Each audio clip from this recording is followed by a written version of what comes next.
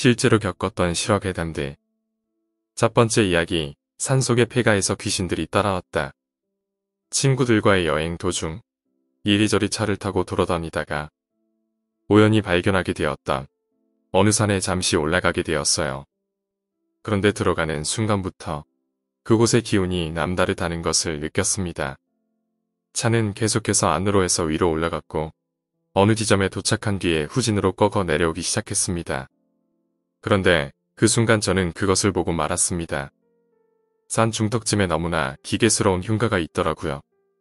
그리고 차가 산길이라 잠깐 멈춘 틈에 창문 바깥으로 그곳을 쓱 하고 들여다보는데 그곳에는 질이 안 좋은 것이 창 너머 안에서 바깥을 보고 있었습니다. 어디서나 흔히 볼 수 있는 귀신이었죠. 허나 흔히 보면 안 되는 귀신이기도 하고요. 눈이 엄청 새까맣고 입도 벌리고 있으나 정말 새까맣게 보여서 멀리서 보는데도 선명했습니다. 눈이 검고 움푹 패인 입과 눈동자, 그리고 까만 눈과 까만 입. 즉, 홀령이 얼마나 깊은 원한을 가지고 있는지 가늠할 수 있습니다. 제 형태조차 잃어버린 거니까요. 낮은데도 불구하고 겁이 나는 정도가 아니라 식은땀이 줄줄 났습니다. 친구한테 미친 듯이 차를 빼라고 외쳤습니다. 그것은 집 바깥으로 나와서 빤히 우리를 바라보고 있었습니다. 그것은 사람들을 끌어들이고 있었어요. 오묘한 빛과 어둠의 경계에 있으면서 사람이 그 안으로 넘어오기만을 기다리고 있었어요. 전 사람들을 재촉해서 산에서 내려갔습니다. 그런데 문제는 등골이 오싹하다 못해 눈물이 날 것 같은 거예요. 진짜 큰 맘 먹고 자동차 안에서 뒤를 돌아보았습니다. 그것이 쫓아오고 있었습니다. 운전하는 친구와 다른 아이들은 볼 수 없겠지만 전 확실히 알 수 있었습니다. 작은 아이들과 성인인 듯한 남성과 여성 모두 그 흉가의 위아래에 옹기종기 서서 저희를 보고 있었습니다. 그것을 전문적인 용어이면서 쉬운 말로는 찍었다라고 하죠. 바로 저와 우리를 찍은 겁니다. 그 중에 유난 길며 머리카락이 긴 여성이 차를 따라오기 시작했습니다. 아마 창 안에서 저와 눈이 마주쳤던 그것이겠지요. 절뚝거리면서 걷는 것이 분명히 쟤를 지냈음에도 불구하고 무언가 잘못된 듯 싶었습니다. 하얀 옷을 입었다는 것은 제사를 치러주었다는 것이죠. 처녀 귀신일지도 모르겠습니다. 처녀 귀신은 예로부터 기운이 강해서 머리만 따로 잘라 사거리에 묶거나 하는 일이 많았습니다.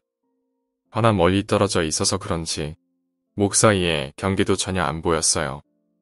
저렇게 원한을 가지고 절뚝거리며 따라온다는 것은 쟤를 엉터리로 취해줬거나 뼈가 사무치는 원한이 있거나 아니면 누군가가 그들을 자극한 것이겠죠. 그것은 다행히 영화처럼 타다닥 하고 뛰어오지는 않았어요. 꾸준히 느리지도 빠르지도 않게 따라왔고 전 그 사실을 저밖에 모르니 열심히 속으로 기도를 외웠습니다. 부디 빨리 그것들의 기운이 서려있는 숲을 나오기를 바랬죠.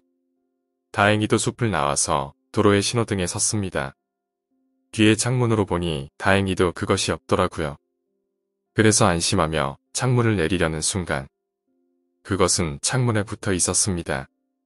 발끝은 숲이 끝나고 도로가 나오는 경계선에 대고서는 몸을 찢어뜨릴 듯이 최대한 기형학적으로 늘려서 창문에 매달려 있었습니다.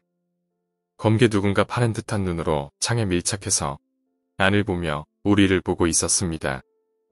너무 놀라서 소리를 지르려다가 그렇게 되면 내가 표적이 되어 정말 일이 생길 것 같아 입을 다물었습니다.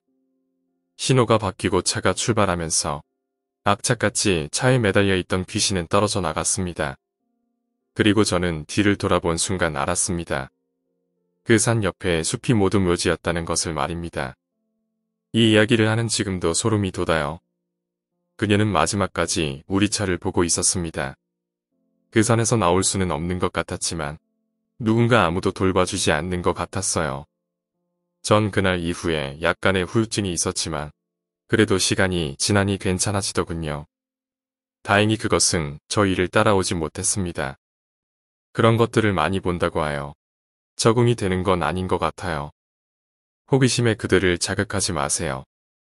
정말 가까운 데에 있어요.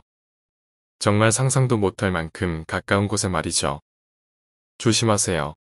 두 번째 이야기, 엘리베이터 괴담. 오늘도 밤늦게 공부하고 집에 가려고 엘리베이터를 탔다. 평소처럼 13층을 누르고 문이 닫힙니다라는 엘리베이터의 목소리가 들렸다. 거울을 보고 있는데 갑자기 뒤에서 들리는 소리. 문이 열립니다. 그리곤 어떤 아저씨가 탔다. 그 아저씨는 12층을 누르곤 가만히 있었다. 그러더니 갑자기 꺼내는 말 한마디. 13층. 무슨 소리지? 갑자기 13층이라니.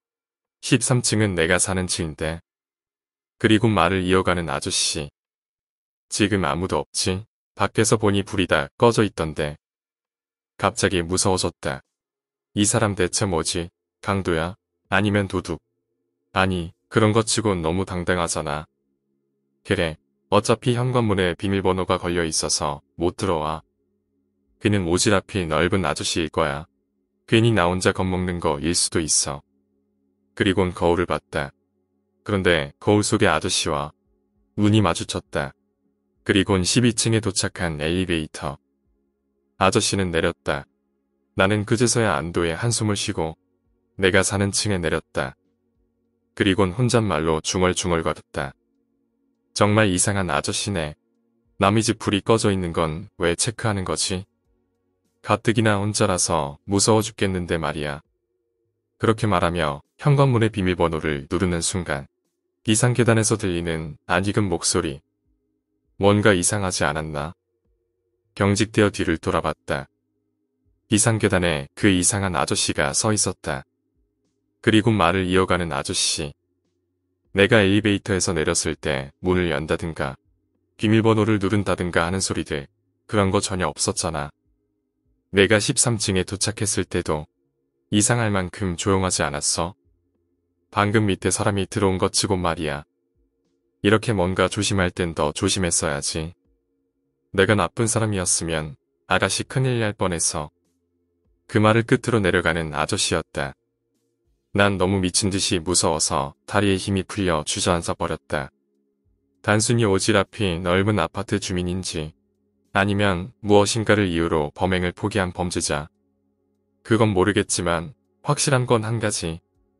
아직도 아래층에선 아무 소리도 나지 않고 있다는 것. 나는 앞으로 어떻게 되는 걸까? 설마 죽는 건 아니겠지? 오늘 이야기는 여기까지입니다.